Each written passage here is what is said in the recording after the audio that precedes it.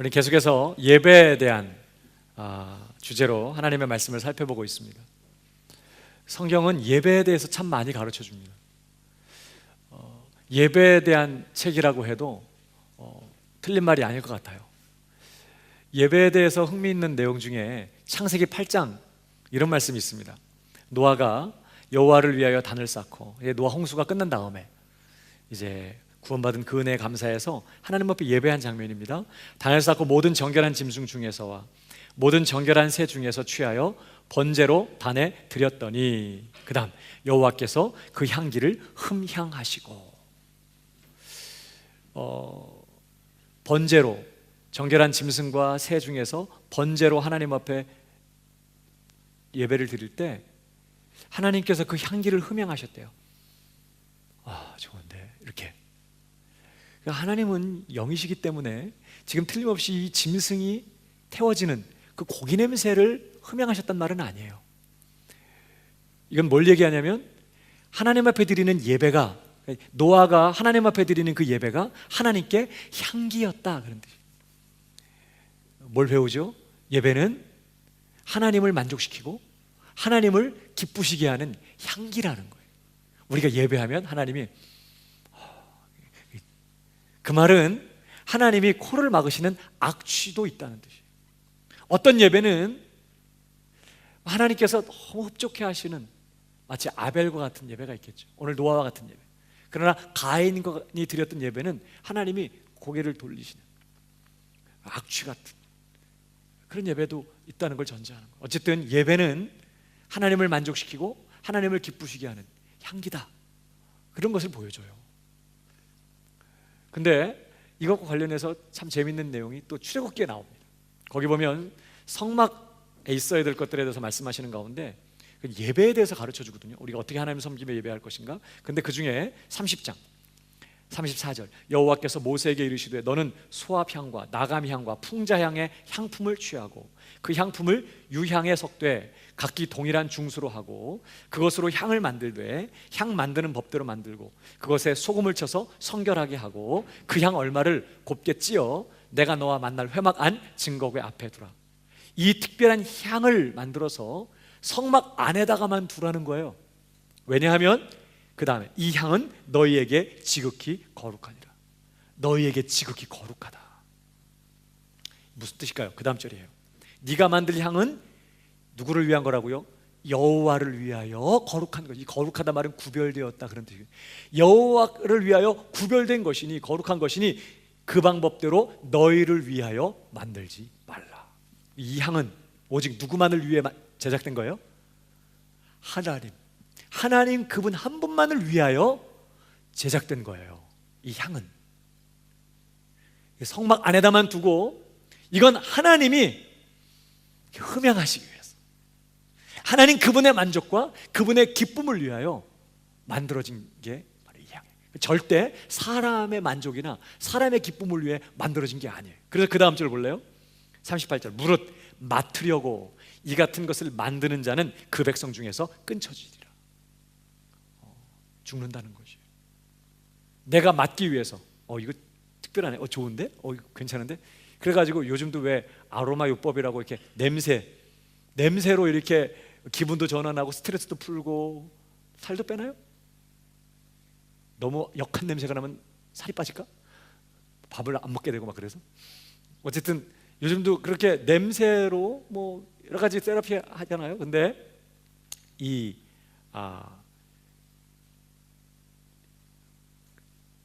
내가 맡기 위해서 이러한 향을 만들지 말라. 이런 것을 자기를 위해 만드는 사람은 끊어질 것이다, 백성 중에서. 예배에 대해서 아주 중요한 걸 가르쳐 주는 거예요. 예배가 뭐예요? 성막 안에서 드려지는 이 예배는 1차적으로는 그것이 하나님께 향기인데, 중요한 것은 오직 하나님 한 분만을 위하여 구별된 것이라는 거예요. 절대로 사람이 자신의 만족과 자신의 기쁨을 위하여 예배를 사용해서는 안 된다는 걸 보여줘요. 예배는 전적으로 누구만을 위한 거라고요? 하나님 그분의 만족, 그분의 기쁨을 위하여 고안됐고 드려지는 거예요. 이 예배에 대해서 가르쳐 주는 거예요. 그러니까 우리가 예배를 드릴 때 틀림없이 우리 안에 어떤 기쁨이 임하고 만족이 임하고 은혜가 임해요. 그리고 예배를 잘 드리고 나면 막 마음에 힘이 생기고 막 이렇게 용기가 생기고 뭔가 마음이 굉장히 이렇게 가벼워지고 그런 경험들을 해요. 기쁨이 회복되고.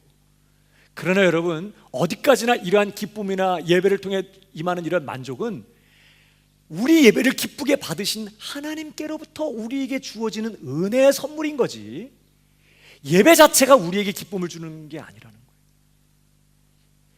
우리가 우리의 만족과 우리의 기쁨을 위해서 예배를 사용해서는 안 돼요.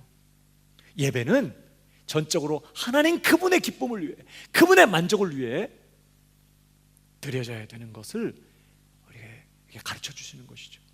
그러니까 예배 시간에 우리가 손뼉을 친다든지 악기를 두드린다든지 드럼을 친다든지 노래를 부른다든지 하는 것은 우리의 분위기를 좀 띄우고 감정을, 기분을 좋게 만들고 흥을 돋우기 위해서 하는 행위가 아닌 거예요. 오늘 좀 분위기 처졌네. 자, 우리 다 같이 박수 칩시다. 우리가 뭔가 지금 처진 분위기를 끌어올리기 위해서, 기분을 좋게 하고 분위기를 좀 좋게 하기 위해서 손뼉을 치거나 악기를 두드리는 게 아니라는 거예요. 그것은 전적으로 누구만을 위한 거라고요? 하나님 그분을 위한 거예요. 그분을 찬송하고 그분을 높이고 그분을 영광스럽게 하기 위하여 우리가 이 모든 것들을 하는 것이에요. 찬양팀이 앞에서 찬양을 하잖아요. 어떤 교회들을 가면 성가대가 또 있어. 찬양팀이나 찬양대가 존재하는 목적은 딱 하나밖에 없어요. 하나님 그분을 예배하기 위한 거예요. 사람들을 위해서, 사람들을 기분 좋게 만들고 분위기를 좀 경건스럽게 만들기 위해서, 사람들이 막 듣고 감상하며 은혜 빠져들고 이렇게 하기 위해서 찬양팀이나 찬양대가 존재하는 게 아닌 것이에요. 우리가 분명히 기억해야 돼요. 예배에 있어서 어떤 순서나 어떤 의식이나 이 모든 것들은 모두가 한결같이 하나님 그분을 높이기 위해서 준비되는 것이지, 사람들을 위로하거나 사람들의 기분을 좋게 하거나 그런 걸 위해서 하는 게 아닌 것이. 심지어 앞에서 특성을 한다든지 성가대가 찬양을 하는 경우가 있더라도 그것은 전적으로 뭐예요? 우리를 대표하고 대신해서 하나님을 예배하고 듣는 사람도 함께 하나님을 함께 올려드리는 이런 방식으로 예배하는 거지, 우리가 앉아서 이렇게 감상하고 좋은데 좋은데 이거 아니라는 거예요. 굉장히 조심해야 되는 것이죠. 예배는 철저하게 하나님 그분만을 위한 것이에요. 여러분, 우리가 하나님이 받으시는 예배를 드리면 반드시 하나님께서 그 예배 가운데 은혜를 베푸시겠다고 하셨어요. 그래서 틀림없이 우리가 예배를 잘 드리면 부어지는 기쁨이 있고 또 은혜가 있어요. 그러나 여러분 기억하십시오. 내가 예배를 드리는데 전혀 은혜가 안 돼, 은혜가 임하지 않아. 그래갖고 막 예배 드리고 나서 더 힘들어, 예배 드릴 때 너무 힘들어. 그래도 우리는 전심으로 예배해야 돼요. 왜? 예배는 내가 은혜 받기 위해서 하는 게 아니야. 그런 거랑 상관없이 은혜는 하나님이 주시면 감사한 것이고 안 주시면 너무 안타까운 거지만 그건 하나님께서 하실 일인 거예요. 우리의 목적은 은혜 받는 게 아니라 예배를 드리는 거예요. 그걸로 충분한 거예요. 예배를 드렸는데 하나님께로부터 기쁨이 안 와, 예배를 드렸는데 만족이 없어요. 그래도 우리는 전심으로 하나님을 예배해야 돼요. 왜냐하면 내가 기쁨을 얻고 내가 만족하기 위해서 예배 드리는 게 아니기 때문에. 예배는 철저하게 하나님 한 분만을 위하여 드려야 하는 것이다 라는 것을 기억해야 돼요. 그래서 기분과 상관없이, 감정과 상관없이 우리는 여전히 영광 받으실 하나님, 찬송 받으실 하나님, 나의 창조주가 되시고 나의 구원자가 되시고 지금도 나를 사랑하시는 선하신 하나님, 그분을 인해서 그분 앞에 내 기분과 감정이나 어떤 상황에 상관없이 찬양하는 것이죠. 특별히 여러분, 예배에 대해서 또 한 가지 우리에게 도전하는 말씀이 요한복음 12장에 나와요. 마리아가 개인적으로 예수님을 잠깐이지만 예배했던 내용을 기록한 내용이에요. 거기 보면 6월절 엿새 전에 자, 예수님이 이제 유월절 기간에 잡히셔서 십자가 못 박혀 죽으시지 않습니까? 그 유월절 엿새 전에 예수께서 베다니에 이르시니 이곳은 예수께서 죽은 자 가운데서 살리신 나사로에 있는 곳이라. 거기서 예수를 위하여 잔치할세. 마르다는 이를 보고 나사로는 예수와 함께 앉은 자 중에 있더라. 3절 다 같이 시작. 마리아는 지극히 비싼 향유 곧 순전한 나드 한 근을 가져다가 예수의 발에 붓고 자기 머리털로 그의 발을 씻으니 향유 냄새가 집에 가득하다. 여기 보면요, 마리아가 예수님께 개인적으로 예배한 내용을 기록하는 거예요. 이게 예배예요. 여기는 무슨 순서가 없었어. 노래가 있는 것도 아니었고 악기가 동원된 것도 아니에요. 누군가 설교자가 설교한 것도 아니었어. 예수님이 계셨고 나의 구원자이신 예수님이 계셨고 그의 구원을 입고 사랑을 받고 있는 한 백성이, 한 딸이 거기 있었을 뿐이에요. 근데 거기서 예배가 발생했어요. 자기 집에 찾아오신, 어쩌면 이번 방문이 마지막일지도 모르는 예수님의 방문 앞에서, 사실 마르다는 음식을 준비하기에 바빴고 나사로를 비롯해서 다른 사람들은 예수님 주변에 앉아서 담소를 나누고 있는데 이때 마리아가 예수님께 나왔어요. 보통 손님이 집에 오면 이 귀한 손님을 영접할 때 물을 가져다가 발을 씻어줘. 손님, 팔레스타인 지방에서는. 근데 오늘 마리아는요, 자기 집에 오신 예수님의 발을 씻기 위하여 물을 쓰지 않습니다. 물도 그 당시 귀하지만 물을 쓰지 않았어요. 오래전부터 보관해 놓았던, 자기에게 있어서 어떻게 보면 보물 1호, 오랫동안 준비했고 보관하고 있었던 아주 값이 비싼 향유를 가져왔어요. 물 대신에 그 향유를 예수님의 어디다가? 발에다가 부었어. 냄새나고 땀으로 얼룩진 예수님의 더러운 발에 향유를 부었어요. 그리고 그 발을 닦기 위해서 수건을 쓰지 않습니다. 보통 수건을 옆에 차고 이렇게 물을 닦은 다음에 수건을 이렇게 했는데 수건으로 쓰지 않고 머리를 풀러서 자기 머리로 예수님 발을 닦았어요. 여러분 아세요? 여인들에게 있어서 이 머리는 여자의 영광을 상징해요. 고린도서에 보면. 그러니까 자기에게 있어 가장 소중하고 귀하고 영광스러운 것으로 예수님의 발을 닦아요. 무슨 뜻이죠? 그만큼 예수님은 내게 귀하신 분이라는 뜻이에요. 자기 자신의 머리를 풀어서 예수님의 발 밑에 넣는 거예요. 그만큼 예수님은 내게 높으신 분이고 귀하신 분이고 나는 그만큼 예수님을 사랑하고 있고 존경하고 있다는 그 뜻이, 그 마음이 그 행위에 그대로 드러나고 있는 것이. 향유 냄새가 온 집에 가득한데 사람들이 말이 없어요. 지금 거기에 예배가 있었어요. 여러분, 예배는 이런 거예요.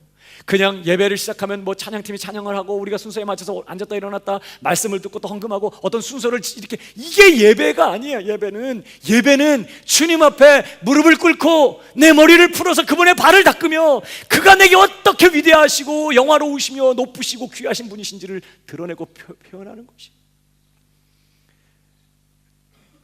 여러분, 오늘 마리아는요, 그 어디에도 그가 예수님 발에 향유를 붓고 머리털을 풀러서 그의 발을 닦은 것이 자기 만족이나 자기 기쁨을 위한 것이었다고 말하지 않아요. 내가 만족하기 위해서 그게 한 게 아니었어.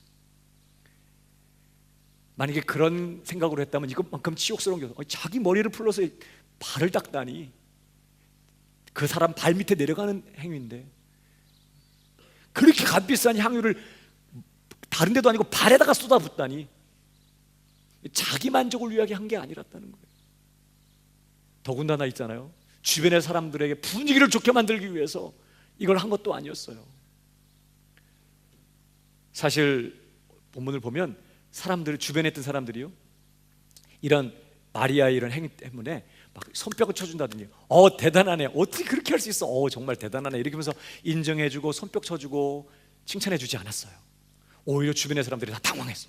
뭐야 저거, 아니 막 거기다가 가룟유다는 심지어 막 비난했어요. 저거 팔아가지고 가난한 사람들한테 구제를 했다면 얼마나 많은 사람들을 구제할 수 있었는데 지금 뭐 하는 짓이야? 이런 식으로 비난까지 했어요. 욕먹었습니다. 그러고 나서 주변의 사람들에게. 더군다나요, 성경을 보면 예수님이 자기 발에 향유를 부었다고 그래가지고 마리아에게 무슨 상급을 뭐 말씀하신다든지 뭐 큰 어떤 뭐 보상을 해주셨다는 얘기도 없어. 아무 언급이 없어. 오늘 이 요한복음의 내용을 보면요, 내용이 어떻게 끝나냐면 가룟 유다가 그것 때문에 막 비난했다는 얘기가 나온 다음에 이렇게 끝나요. 7절에 예수께서 가라사대 저를 가만두어 나의 장사할 날을 위하여 이를 두게 하라. 가난한 자들은 항상 너희와 함께 있거니와 나는 항상 있지 아니하리라 하시니라. 그래놓고 다른 내용으로 넘어가요. 끝. 거기에 뭐 주님이 보상을 해주셨다든지 상급을 갚아주셨다든지 마리아가 일어나 자기 방에 들어가면 여전히 향유가 그대로 있더라. 어머, 왜 그거 있잖아요, 이렇게 막 기름을 막 따랐더니 또 막 나오고 막 그랬던 사건, 엘리사 때 그것처럼 다 부었더니 주님이 막 보상해줘 갖고 그걸 갖다 팔았더니 또 계속 있더라. 뭐 이런 식으로 그 일에 대해서 주님이 보상해줬다는 얘기가 없어요. 아무런 보상이나 무슨 상급이 없었어. 땡. 그것 때문에 사람들이 기분이 좋아진 것도 아니었고, 그것 때문에 뭐 큰 상급이나 보상을 받은 것도 아니었고, 오히려 사람들은 더 비난을 했고 분위기는 좀 더 어려워졌어요. 그러나 마리아는 전혀 상관이 없었어. 사람들이 손뼉 쳐주지 않았고 뭐 인정해주지 않았다고 상처받지 않았어. 주님이 뭐 보상해 주시고 뭐 2배로 갚아주실 줄 믿습니다 이런 것도 아니었기 때문에 뭐 갚아주지 않은 것에 대해서도 전혀 마음이 어렵지 않았던 거예요. 왜? 오직 예수님 그분을 위하여 드린 것이었기 때문이에요. 그것 이상도 이하도 아니었어요. 아무도 예배하지 않는 곳에서 다 자기 일로 바쁘고 전혀 예수님 앞에 예배하지 않는 그런 상황 속에서, 그런 학교, 그런 직장, 전혀 예수님에 대해서 관심도 없고 전혀 예수님 경배하지도 않는 그런 분위기 속에서 여러분은 그 자리에도 나와 함께 하시는 예수님 그분 앞에, 오늘도 변함없이 나를 사랑하시고 나와 함께 하시는 그 존귀하신 주님 앞에 무릎을 꿇고, 마음에 무릎을 꿇고 마음을 드리면서 그렇게 칭찬해 주지 않아도, 무슨 보상이나 그 예배를 드렸다고 해서 무슨 상급이 주어지지 않아도 그렇게 예배하실 수 있나요? 예배는 그런 거예요. 오직 주님을 위하여 드려지는 것. 거기에 대해서 보상이 있든 없든 주어지는 어떤 것이 있든 없든 상관없이 그분의 그분 되심을 인정해드리고 감사와 찬송 받으시기 합당하신 그분께 경배드리는 것, 예배인 것이죠. 예배는 하나님을 기쁘시게 하는 향기예요. 향기. 그날 그 집에 향유 냄새가 가득했던 것처럼 주님, 하나님이 영광을 받으시는 향기인 것이죠. 저는 저와 여러분이 드리는 예배가 하나님께 악취가 아니라 하나님께 향기가 되기를 축복합니다. 하나님께 향기 되는 예배가 되기를 바라요. 하나님이 만족하시고 하나님이 기뻐 받으실 향기가 되는 예배가 되기 위하여 우리에게 필요한 게 뭐가 있을까요? 오늘 요한복음 4장 함께 읽은 이 본문이 우리에게 가르쳐줘요. 정말 하나님께서 흡족해 하시고 흠양하실 향기가 되는 예배는 어떤 예배인가? 뭐가 필요한가? 2가지가 필요하다고 가르쳐주는 것이, 오늘 본문을 보실까요? 4장 23절, 아버지께 참으로 예배하는 자들은 신령과 진정으로 예배할 때가 오나니 곧 이때라. 아버지께서는 이렇게 자기에게 예배하는 자들을 찾으시느니라. 24절 다 같이 시작. 영이시니 예배하는 자가 신령과 진정으로 예배할지니라. 하나님은 영이시니 예배하는 자가 신령과 진정으로 예배할지. 하나님은 이렇게 예배하는 자들을 찾으시고 그러한 예배를 기뻐하시며 그러한 예배를 흠양하신다는 거예요. 첫 번째, 하나님께 향기가 되는 예배가 되기 위해서 신령한 예배를 드려야 된다고 말해요. 따라하십시다. 신령으로 드리는 예배가 되어야 한다. 우리 한글 번역이 조금 오해할 소지가 있어요. 신령하게 예배한다. 어떻게 생각돼요? 영험한 표정을 지으면서 뭔가 이렇게 엄숙하고 뭔가 이렇게 좀 경건한 어떤 분위기를 연출하면서 예배를 드려야 될 것 같은 느낌이 드는데, 여기서 말하는 신령으로 예배한다는 말은 그런 것이 아니에요. 이 단어의 원뜻대로 그냥 번역하면 영으로, 영으로 예배해야 된다 그런 뜻이에요. 여기서 말하는 영은 뭘 말할까요? 내 속에 있는 영, 내 속사람, 내 자아, 내 자신, 이런 거 표현해요. 여러분, 예배는 그 누가 대신해 주는 게 아니야.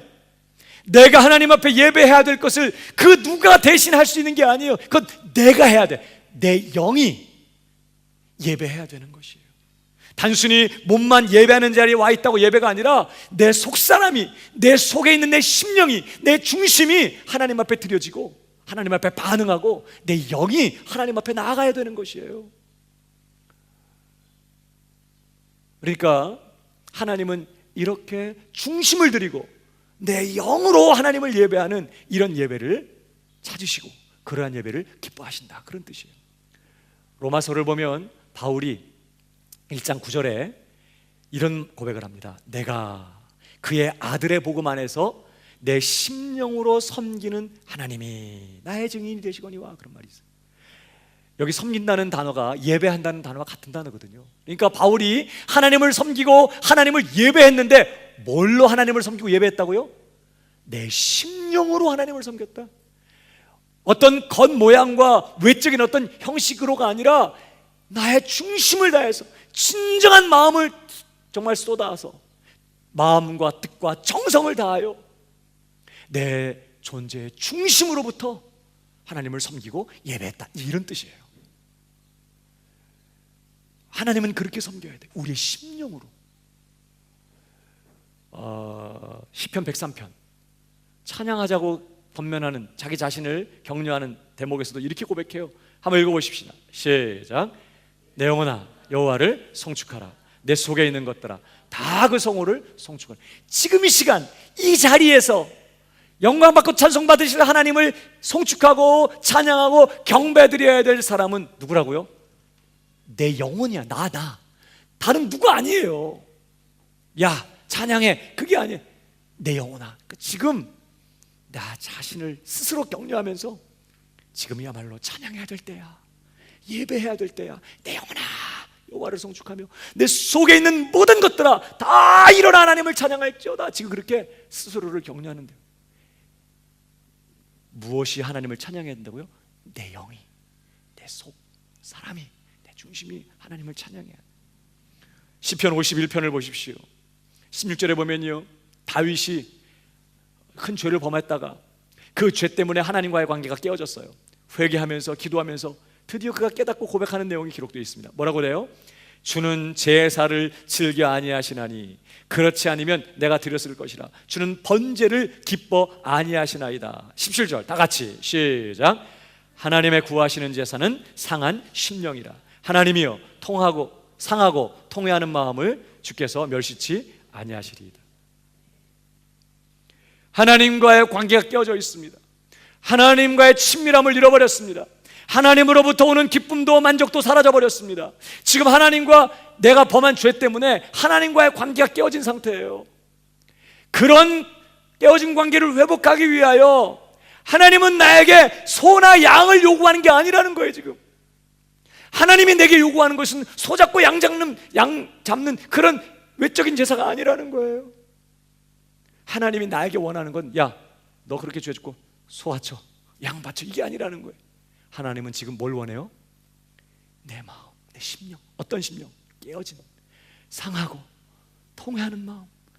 이 죄 때문에 하나님과의 관계가 깨어졌고, 이 죄로 말미암아 하나님 앞에 상처를 드렸고, 그래서 하나님과의 관계가 깨어진 것 때문에 아파하면서 다시 그 관계를 회복하기를 원하는 그 갈망, 그 사모하는 마음, 그 깨어진 마음을 하나님은 찾고 있는 거예요.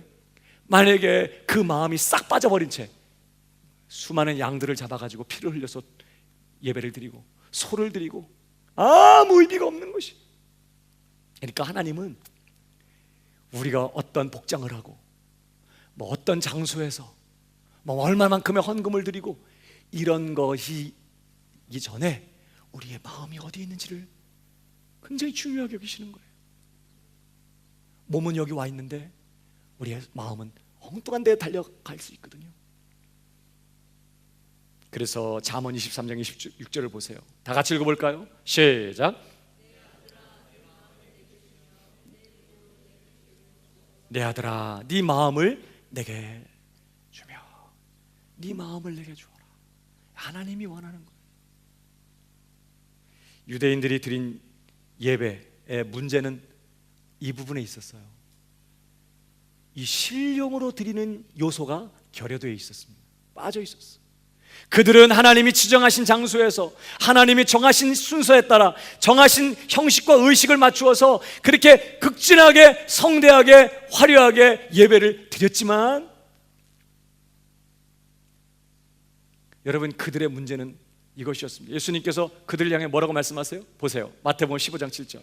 외식하는 자들아, 이사야가 너희에게 대하여 잘 예언하였도다. 일러스되 이 백성이 입술로는 나를 존경하되 마음은 내게서 멀도다. 이게 문제예요. 입술로는 나를 존경하되, 외적인 모양과 형식은 그럴듯하게 다 갖추었어. 정확하게 하나님 앞에 빠짐없이 틀림없이 예배를 치르고 있어요. 근데 문제는 마음은 없어. 마음은 콩밭에가 있어.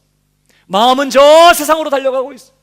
하나님께 대해서 정말 갈망하고 존중히 여기고 경외하고 사랑하는 마음은 전혀 없이 형식만 갖추고 시간만 때우고 있는 이런 예배에 대해서 그 다음 줄 뭐라고 말해요? 사람의 계명으로 교훈을 삼아 가르치니 나를 헛되이 경배하는, 헛된 예배라는 거예요. 유대인들의 문제, 형식은 갖췄는데 마음이 없는, 신령이 빠져버린 이런 예배. 그래서 이런 마음이 없고 중심이 빠져버린 형식적인 예배에 대해서 결국은 말라기서가 이렇게 기록하고 있어요. 10절을 보세요. 1장 10절. 만군의 여호와가 이르노라, 너희가 내 단 위에 헛되이 불사르지 못하게 하기 위하여 너희 중에 성전문을 닫을 자가 있었으면 좋겠도다. 내가 너희를 기뻐하지 아니하며 너희 손으로 드리는 것을 받지도 아니하리라. 누가 좀 성전문 좀 닫았으면 좋겠다. 헛되이 내 제단에다가 불사르지 않기 위하여 누가 좀 문 좀 닫았으면 좋겠다. 사람들이 모여 예배할 때마다 주님이 엄청 상처받으시는 거예요. 무슨 말이죠? 여러분, 하나님은요, 우리와 관계를 맺으실 때 무슨 관계를 원하시는 거냐? 마음과 뜻과 힘과 목숨과 정성을 다해 서로 사랑하는 그런 관계를 맺기를 원하세요. 하나님이 우리더러 마음을 다하고 뜻을 다하고 정성과 힘을 다해서 주 너의 하나님 사랑하라고 말씀하실 때는요, 먼저 하나님이 우리를 그렇게 사랑하고 있기 때문에 하시는 말씀이에요. 사랑은 여기 있으니 우리가 하나님 사랑한 게 아니라 하나님이 먼저 우리를 사랑하셨다. 어떻게 사랑했어요? 자기의 마음을 다하고 뜻을 다하고 목숨을 다하고 생명을 다하고 힘을 다하여 우리를 사랑하신 거예요. 그 증거가 뭐라고요? 십자가. 하나님이 어떻게 우리를 사랑하셨는지요? 형식적으로 대충 사랑한 게 아니에요. 그는 정말 힘을 다하고 목숨을 다하고 뜻을 다하고 정성을 다해서 우리를 사랑하셨어요. 그렇게 사랑하시기 때문에 당연히 우리에게도 그런 하나님께 대한 사랑을 요구하시는 거예요. 이게 뭘 말해요? 하나님이 질투하는 하나님이래요. 아들이 며칠 전에 성경을 읽다가 제 방에 왔어요. 아버지, 왜 하나님이 질투하는 거야? 하나님이 질투하신다는 게 이게 납득이 안 되는 거예요. 아니, 하나님이 사랑 많으신 하나님이고 선하신 하나님인데 왜 질투하지? 그래서 저한테 왔어요. 아버지, 왜 하나님이 질투해요? 제가 설명을 드렸죠. 야, 아들 앉아봐. 네가 나 좋아하잖아. 근데 말이야, 내가 너한테는 그냥 별로 관심이 없고 함부로 이렇게 대하면서 네 친구 아무개 있잖아. 그 아무개한테만 내가 막 잘해줘봐. 막 선물 사주고 막 좋은 스마트폰 사주고 막 맨날 막 잘해주고 막 그래. 너한테는 아무 관심도 안 가져. 얘한테만 막 잘해. 그럼 네 마음이 어떻겠냐? 그랬더니 갑자기 아, 그거구나 이러더라고요. 여러분, 질투하는 감정은요, 내가 인격적으로 대등하게 사랑하는 관계에서만 발생하는 일이에요. 감정이에요. 예를 들면 우리 집에 고양이가 있는데 고양이 얼마나 좋아하는지, 이 야옹이가 얼마나 막 이쁜지 막 맨날 끌어안고 자고 막 침대에서 같이 뒹굴고 막 그러는데, 얘가 글쎄 나가가지고 이웃집에 있는 그 고양이하고 썸띵이 있어가지고 임신을 해갖고 왔네. 이거 그러면 어때요? 질투해요? 나 놔두고, 아니 옆집 고양, 아유 저거 진짜 고양이 새끼는 백날 먹여도 소용이 없다니까 막 이래요? 질투하지 않습니다. 오히려 재산이 늘었다고 감사하죠. 아니, 고양이가 옆집 고양이랑 사랑에 빠져가지고 아기를 배 갖고 와도 전혀 부담이 없어요. 물론 아우 저거 나무도 어떻게 파나 뭐 이제 이런 거 생각을 또 할지 모르지만, 그러나 내 남편이나 혹은 아내, 아니면 내가 정말 사랑하는 내 연인이 나 말고 딴 사람을 마음에 품고 있으면서 흑심을 가지고 딴 생각을 가지고 선물 하나 달랑 준비해갖고 자기 사랑해, 그러면 어때요? 그때 느끼는 감정이 프라이팬을 잡는 것이에요. 들어서 있는 힘을 다해. 그걸 가만 놔둬요? 질투는 내가 사랑하는, 내가 정말 귀히 여기고 존중히 여기고 대등한 인격적 관계에서 느끼는 어떤 감정. 그러니까 하나님이 우리에게 대해서 질투한다고 할 때는요, 하나님은 우리를 고양이나 개로 여기지 않고 우리를 인격자로 존중하시고 그렇게 귀하게 여기시고 그렇게 우리를 사랑하신다는 뜻이에요. 하나님 그런 분이에요. 그러니까 우리가 정말 그렇게 나를 마음과 뜻과 정성을 다해 사랑하시면서 나도 그렇게 하나님을 사랑하기를 원하시는 하나님 앞에 나아갈 때 마음과 뜻과 정성과 힘과 목숨을 다하여 하나님 앞에 나아가야 되는데, 때로는 정말 그렇게 하나님을 사랑해야 됨에도 불구하고 내가 오늘 또 하나님보다는 다른 것들을 사랑한 것 때문에 내 마음이 부끄럽고 깨어진 마음 때문에 상한 마음으로 그렇게 하나님 앞에 나아가는 게 맞는데, 그저 형식적으로 나와서 하나님 경배합니다, 사랑합니다 그러면서 뭐 예물 드리고 하나님 정말 상처받으시는 거예요. 누가 좀 문 좀 닫았으면 좋겠다, 헛되이 경배한 마음이 내게서 멀어지고 떠나버린 그런 예배자들에 대해서 하나님께서 아파하시는 거지. 저는 저와 여러분이 하나님 앞에 중심을 드리는 예배가 되기를 바라요. 마음을 드려야 돼. 하나님 마음 다해 사랑하고, 내 마음이 왜 이렇게 식어있지? 여러분, 우리가 신령으로 영으로 하나님을 예배할 수 있게 해서 절대적으로 필요한 것 중에 하나가 있는데, 그것은 바로 성령의 불이에요. 불. 하나님의 불, 성령의 불이 우리의 심령에 와서 우리의 마음을 막 감동해야 돼. 막 불을 일으켜야 돼. 막 뜨겁게 우리의 심령을 태워야 돼. 성령님께서 우리의 심령에 오셔서 우리 영을 일으키시고 뜨거운 마음으로 하나님을 예배하는 그런 예배자가 되도록 우리를 이끌어 주시기를 바랍니다. 영으로 예배하는 자가 되어야 돼. 영어로 예배하는 자가 아니라 영으로 예배하는 자.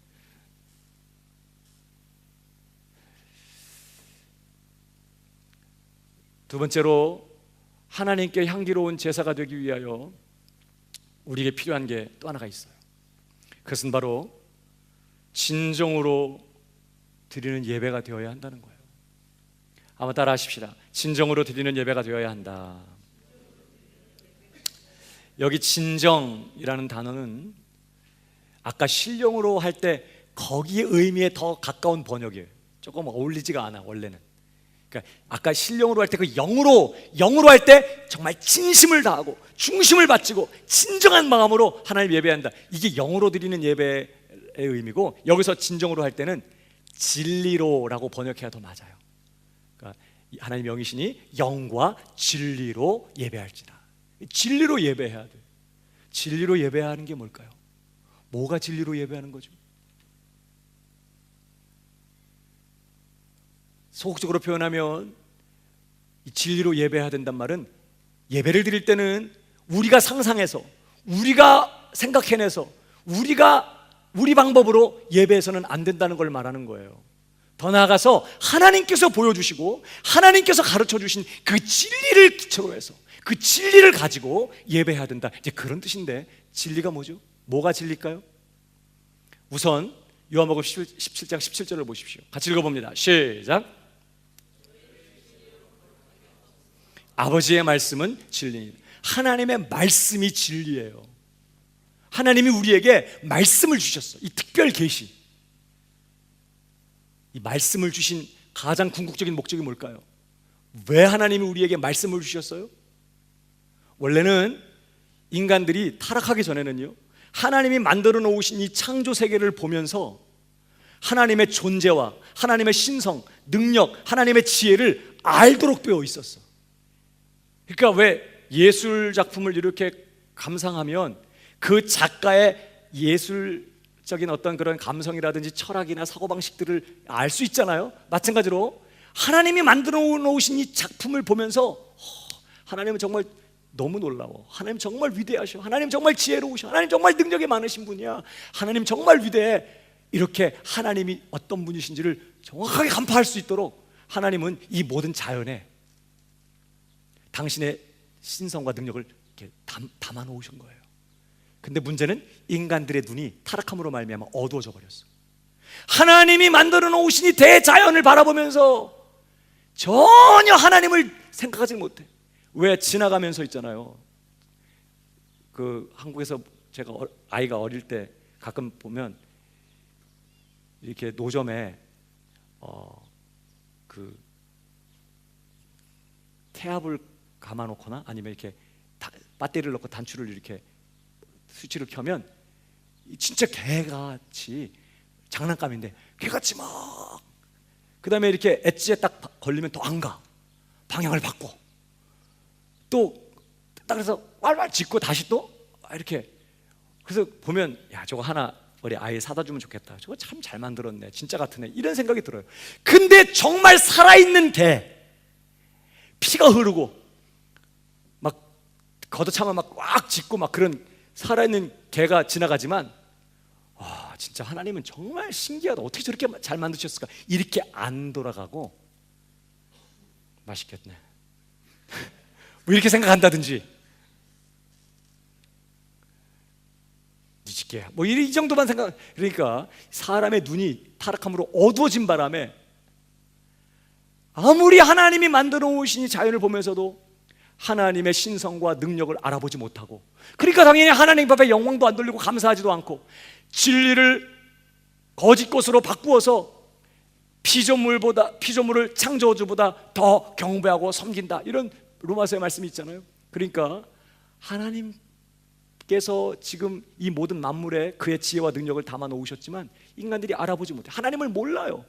그러니까 하나님께서 이제 인간이 어두워졌기 때문에 이젠 특별하게 하나님의 계시가 필요했어요. 그래서 하나님이 말씀을 주시는 거예요. 뭐 하라고? 말씀을 통해서 우리가 하나님이 누구신지를 알도록 하게 하기 위해서 하나님이 당신을 말씀을 통해 계시하시는 거예요. 하나님이 누구시며 그가 어떠한 존재이시며 우리를 위해 무슨 일을 하셨으며 또 앞으로 무슨 일을 행하실 것인지 우리로 하나님을 분명하게 알 수 있게 하기 위하여 말씀을 주신 것이에요. 인간은 절대로 스스로 하나님을 더듬어 찾아 알 수가 없어. 기껏 하나님을 상상하면 어마어마한 바위 앞에 가서 신이시여 뭐 이러고, 기껏 신을 만들면 뭐예요? 송아지나 만들어 놓고, 무이상하게 몸뚱아리는 뭐 잉어같이 물고기인데 우통은 또 뭐 사람이고 뭐 이런 이상한 괴물 같은 거를 만들어 놓고 신이라고 하는 거예요. 인간은 절대 이제 스스로 더듬어서 참되신 하나님을 알 수 없기 때문에 하나님께서 진리의 말씀으로 당신을 계시하신 것이죠. 그러니까 진리로 예배한다는 것은 딴 게 아니에요. 이렇게 말씀을 통해 자신을 계시하시는 하나님을 말씀을 통해 올바로 알게 되고 이해하고, 하나님 이런 분이구나. 그 하나님을 기억하고 그 하나님을 신뢰하고 그 하나님을 믿고 그 하나님 앞에 합당한 영광과 감사와 찬송을 드리는 것이 예배라는 거예요. 예배는 그렇게 드려야 되는 거예요. 그러니까 사마리아인들의 예배는 어떤 문제가 있었을까요? 아까 유대인들의 예배 문제는 신령이 없는 예배야. 그들에겐 진리는 있어. 구약 성경이 있었으니까. 그러나 신령이 없었어요. 중심이 없고 마음이. 그러나 사마리아인들의 문제는 뭘까요? 신령은 있어. 그들은 뜨겁게 열정을 가지고 마음과 뜻과 정성을 다하여 예배를 열심히 드렸어요. 그러나 그들에게는 진리가 없어요. 그러니까 하나님을 불가를 어떻게 할 수밖에 없어요? 모르니까 상상할 수밖에.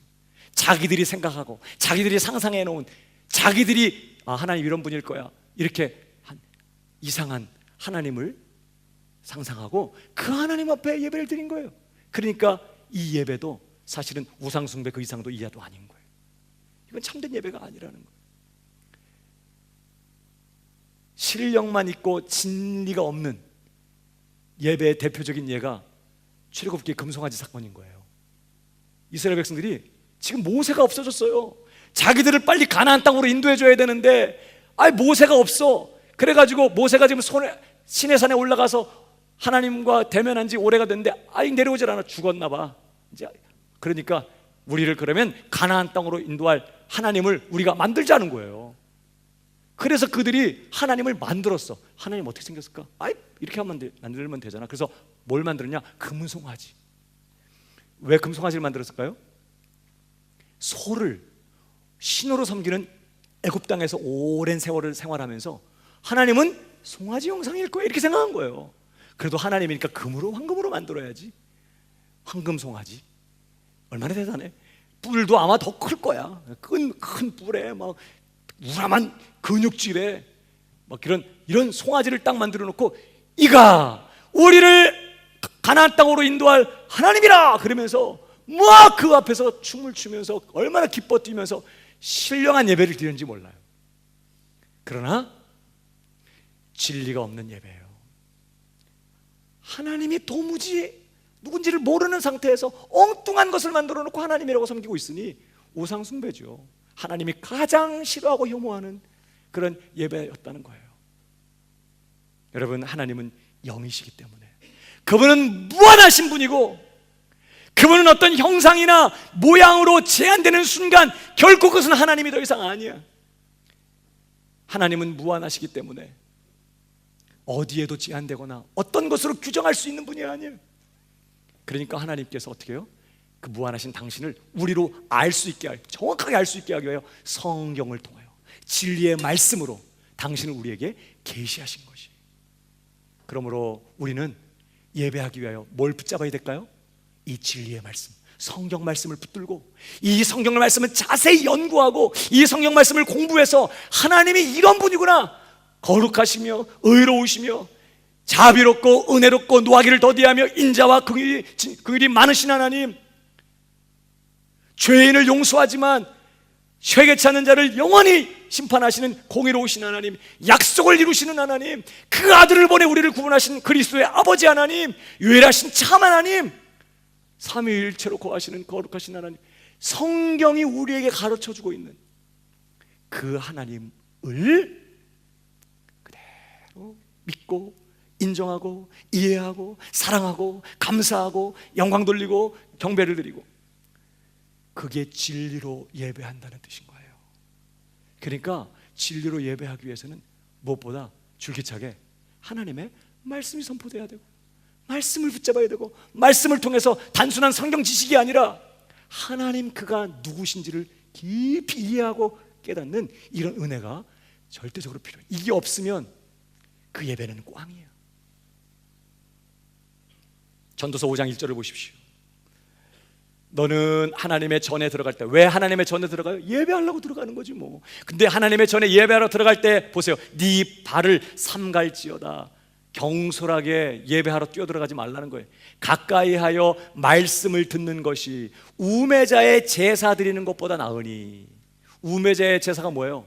하나님을 도무지 알지 못하는 상태에서 열정적으로 예배할 수 있겠죠. 막 뜻과 정성을 다해서 마음 다해 예배할 수 있겠죠. 신령한 예배를 드릴 수 있겠죠. 그러나 하나님을 알지 못하고 드리는 예배는 우매자의 예배예요.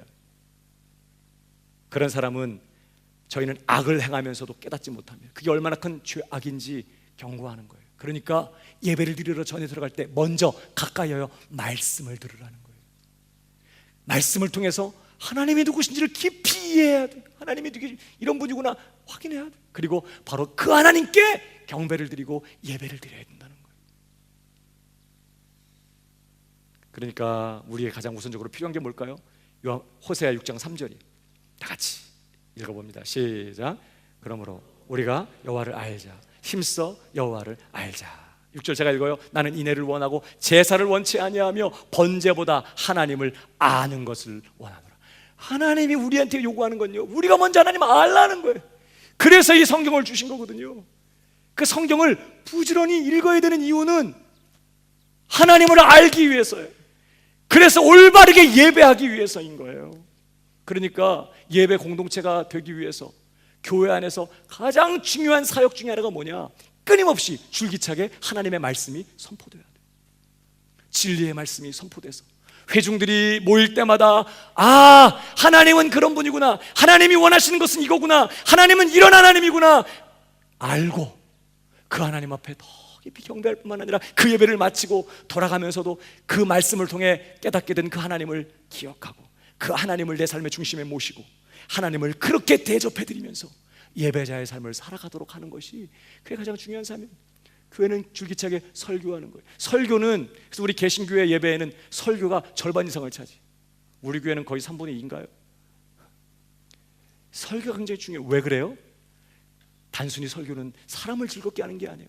우리 목사님 설교 너무 재미없어. 진짜 너무 딱딱해. 너무 교리적이야. 상관없어. 중요한 거는 그 설교를 통해서 우리가 뭘 알아야 돼요? 하나님이 누구신가? 그가 날 위해 무슨 일을 행하셨나? 그 일이 얼마나 놀라운 것인가? 하나님에 대해서 더 점점 알아가야 돼. 그게 아니면 저는 사표내야 돼. 두 목사님이 계셨어요, 영국에.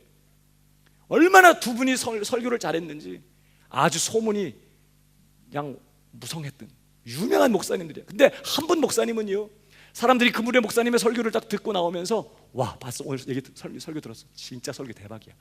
어떻게 그렇게 표현하는 거야? 어떻게 말을 그렇게 잘하는 거야? 와, 귀에 쏙쏙 들어오고 정말 대지가 딱 잡히고 예화가 얼마나 감동스러운지, 야, 정말 난 그런 설교 들어본 적이 없어. 너무너무 설교 잘해. 이렇게 사람들이 얘기했어. 근데 한 분 목사님의 설교를 듣고 나오면 성도들이 하는 말이, 우리 예수님이 얼마나 위대한 구원자이신지 몰라. 우리 하나님이 얼마나 위대하신 분이신지 몰라. 정말 우리 하나님 대단해. 정말 우리 하나님은 경외할 만한 분이야. 이렇게 했다는 거예요. 누가 진짜 제대로 설교한 걸까요? 두 번째예요. 설교의 목적은 딴 게 아니야. 세상만을 바라보고 살아가던 회중들의 관심을 다시 모아서 하나님께로 고정시키는 거예요. 하나님이 이런 분이신 걸 알게 만들고 하나님이 이런 하나님이구나라는 것을 확인하고 그 하나님 앞에 더 깊이 경배하도록 만드는 것이 말씀의 핵심인 거예요. 목사는 그걸 위해서 존재하는 사람이고. 그러니까 여러분, 초대교회 가요. 그들이 회개하고 성령 받은 다음에 함께 모여서 교회를 시작했을 때 보세요. 그들에게 가장 먼저 있었던 일이 사도행전 2장 42절. 이제 사도들의 전도를 받고 그들이 회개하고 교회를 이루게 되었을 때 보세요. 다 같이 읽어볼까요? 시작. 저희가 사도의 가르침을 받아 서로 교제하며 떡을 떼며 기도하기를 전혀 힘쓰니라. 그들이 교제하고 떡을 뗀단 말은 애찬, 다시 애찬이 아니라 성찬은 예배를 드린 거예요. 기도하는 거예요. 교회에서 가장 중요한 사역들 아니에요? 근데 이 모든 것들 앞에 뭐가 있어요? 저들이 사도의 가르침을 받아. 말씀의 가르침이 가장 중요해요. 왜? 올바른 예배를 드리기 위해서 하나님을 올바로 알아야 돼. 그러니까 무엇보다 하나님의 말씀을 잘 배워야 되는 거예요. 에베소 교회를 담임하고 있는 젊은 목사에게, 목사인 디모데에게 바울이 그래서 권면한 건 딴 게 아니었어요. 디모데전서 4장 13절 다 같이 한 번 더 시작. 내가 이를 때까지 읽는 것과 권하는 것과 가르치는 것에 창념하라. 딴 거 하는 게 아니에요. 그들이 얼마나 예배가 중요합니까? 예배 드리는 건 교회의 가장 중요한 사역이에요. 그러나 그렇게 온전하게 예배 드리는 교회가 될 수 있으려면 먼저 무엇보다 필요한 게 뭐라고요? 네가 목사잖아. 내가 너한테 갈 때까지 읽는 것. 뭘 읽어요? 타임이지? 성경. 이게 퍼블릭 리딩이에요. 성경을 읽는 걸 말해요. 읽는 것과 권하는 것과 가르치는 것을 거기에 몰두하라는 거예요. 성도들이 말씀에 깊이 빠져들고, 말씀이 이런 거구나, 하나님이 이런 분이고 하나님이 우리 구원을 위해서 이렇게 하셨구나, 예수 그리스도가 이런 분이시구나, 정확하게 이해할 수 있도록 끊임없이 가르쳐라. 그러니까 올바로 예배, 다시 말하면 진리로 예배하는 참된 예배를 드리기 위해서는요, 말씀에 전념해야 되는 거예요. 어때요? 여러분은 오늘 하나님 앞에 참되게 예배하기 위해서 한 주간 말씀에 전념하셨어요?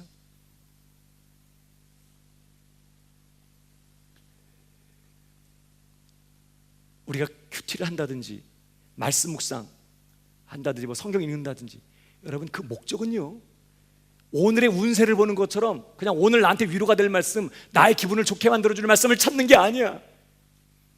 물론 그럴 때도 많이 있어요. 이따가 너무 위로가 되고, 한 번은 기도하기 위해서 마음이 힘든데 기도하기 위해서 성전에 예배당에 들어가서 그냥 이사야서의 말씀을 이렇게 딱 펴놓고, 그리고 하나님 앞에 막 기도하다가 딱 봤어요. 그랬더니 하필 제가 펴놨던 그 말씀 중에 내가 너를 치료하리라, 뭐 이런 말. 얼마나 내가 위로받은, 하나님 날 치료하실 거구나.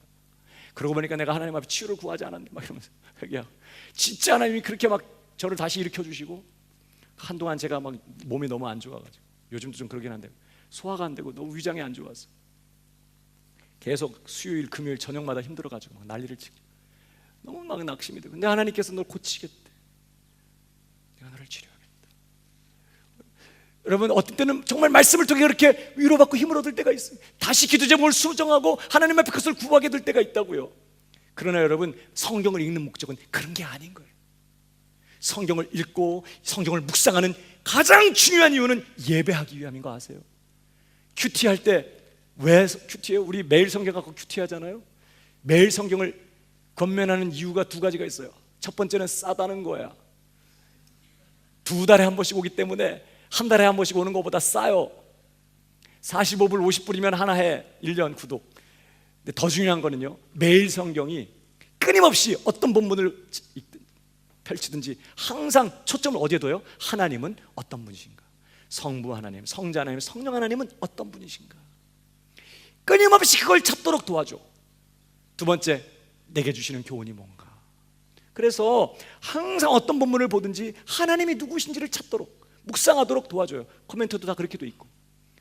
그러니까 여러분, 성경을 읽을 때 왜? 이 성경이 하나님이 자기를 드러내는 자기 계시잖아. 그러니까 이 성경을 읽을 땐 뭐에 포커스를 맞춰야 돼? 하나님이 누구신가를 찾는 게 가장 중요한 목적이에요. 이 사건을 통해 하나님이 어떤 분이지? 하나님은 약속을 지키시는 신실하신 하나님이네. 부르짖고 기도하는 자에게 응답하시는 하나님이네. 하나님은 끊임없이 끝까지 변치 않는 성실하신 하나님이네. 찾는 거예요. 그러면 어디로 가게 될까요? 큐티는요, 그리고 그렇게 하나님이 누구신지를 찾고 그 하나님 앞에 무릎을 꿇는 것이에요. 그래서 큐티는 반드시 경배로 들어가게 돼 있어요. 하나님, 당신은 신실하신 분이십니다. 당신은 선하신 하나님이십니다. 오늘도 여전히 하나님, 당신은 내 삶의 약속을 이루실 줄로 내가 믿습니다. 당신을 신뢰하겠습니다. 하나님 찬양하고 결단하고. 그러니까 큐티는 오늘의 운세를 보거나 투두리스트를 받는 그런 시간이 아니라 하나님이 누구신지를 묵상하고 그 하나님 앞에 머리를 숙여 경배를 드리는, 그게 말씀 묵상의 핵심인 거예요. 그리고 그런 삶들을 살아가면서 한 주간 동안 하나님이 이런 하나님이시고 하나님이 이런 하나님이시고, 그런 사람이 예배하러 딱 모였을 때 하나님, 그럴 때 어떤 하나님이 생각날까요? 그렇게 한 주간 동안 나를 말씀 가운데 나타내 주셨던, 내게 나타내 주셨던 그 하나님을 기억하면서 내게 이런 약속을 주신, 날 이렇게 위로하신 하나님, 날 이렇게 세우신 하나님, 내들 그렇게 하면서 하나님 예배할 수 있겠죠. 진리로 드리는 예배는 그런 예배인 것이에요. 그냥 아무 적이 없이 그냥 살다가 왔는데 하나님에 대해서 아무 생각도 안 일어나고, 목사님 한번 절 좀 어떻게 좀 해줘요, 뭐 이런 식으로 그냥 앉아가지고 예배합시다. 견디다 못해 막 쓰러지고, 진리와는 상관없는 예배. 그러니까 여러분, 오늘부터 성경을 다시 읽으셔야 돼요. 이번 달까지만 쉬어. 1월 1일부터 다시 하십시다. 그래요? 아니, 오늘부터 다시. 주보에 보면 맥체의 성경 하루에 4장씩, 1년에 성경 신구약 한 번, 신약 한 번 더, 시편 한 번 더, 그렇게 해서 성경을 읽도록 돼 있다. 매일같이 성경을 읽으면서요, 묵상하면서 하나님이 누구신지를 찾고 그 하나님 앞에 경배하고 진리로 예배하는 참된 예배자가 되십시오. 그렇게 예배가 깊어져야 돼. 그걸 위해 성경을 붙잡아야 되는 것이, 성경은 예배를 위해서 우리에게 주어진 책이에요. 이제 말씀을 정리해요. 여러분, 우리가 영과 진리로 하나님을 예배해야 우리의 예배가 하나님 앞에 향기로운 제사가 될 수 있는데, 한 가지, 영과 진리로 예배할 때 반드시 있어야 될 요소가 하나 있어요. 우리가 영과 진리로 예배하는 일이 하나님 앞에 진짜 향기로운 그런 예배가 되려면요, 반드시 필요한 게 있는데, 그게 뭐냐? 성령의 도우심이에요. 아까 영으로 예배할 때에도 성령의 불이 우리에게 와서 우리의 심령을 빡 불태워야 우리 영에서부터 향기가 올라가. 진정한 갈망, 진정한 열정, 진정한 간절함 가지고, 중심을 가지고 하나님 앞에 전심으로 예배하는 일이 성령의 불로 가능해져요. 맹숭맹숭한 상태에서는 안 돼. 그러니까 예배를 드리기 전에 성령의 불을 사모해야 돼. 엘리야가 단을 쌓아놓고 하나님, 불을 내려 주시옵소서. 당신이 내 하나님이시며 주께서 나를 여기에 보내셨으며 당신이 오늘 나와 함께 하시는 것을 불로써 증명해 주시옵소서. 절박하게 하나님 앞에 불을 구하다가 그가 쌓아놓은 제단 위에 불이 떨어졌던 것처럼 우리의 심령에 불이 임해야 될 줄로 믿습니다. 그래야 영으로, 진짜 영으로, 신령으로 예배드리는 예배가 될 수 있고요. 두 번째, 진리로 예배를 드리는 것도 마찬가지. 성경을 통해서 하나님을 알고 그 하나님 우리가 그대로 예배하기 위해서는요, 반드시 성령의 조명하심이 필요해요. 아까 첫 번째는 성령의 감동이라고 하고, 두 번째는 성령의 조명, 비춰줘야 돼. 불이 와서 와, 야, 하나님 이런 분이구나, 하나님 이런 하나님이구나, 조명해 주셔서 하나님에 대해서 감격하고 하나님에 대해서 깨닫고, 그렇게 하나님 앞에 마음을 쏟아 예배하는. 그러니까 예배를 드리려면 반드시 뭐예요? 악기가, 싱어들이나 뭐 찬양팀이 아주 음악을 잘 해야 되고, 아주 쾌적한 환경에서 그냥 모든 프로젝트라든지 무슨 이런 시설, 조명이나 이런 음향 장비가 잘 갖춰진 상태에서 그런다고 예배가 집중되고 잘 되는 게 아니에요. 물론 그런 것도 우리에겐 필요할지 모르지만, 진짜 예배를 예배되게 하려면 위로부터 불이 와야 돼. 불. 저는 여러분에게 불이 임하기를 바랍니다. 저에게도 불이 오고, 모일 때마다 하나님께서 계속 새로운 불을 내려주셔서, 신선한 불을 내려주셔서 그 불로 우리 영이 타고 환하게 진리를 조명하여 주셔서 우리의 경배가 더 깊어지는, 영과 진리로 드리는 진짜 예배가 될 수 있도록 날마다 성령께서 우리에게 불을 내려주시기를 원합니다. 그런 예배를 통해 승리하는 진짜 예배자의 복을 빼앗기지 않는 우리 광명의 청년들, 성도들 다 되기를 주님의 이름으로 축복합니다.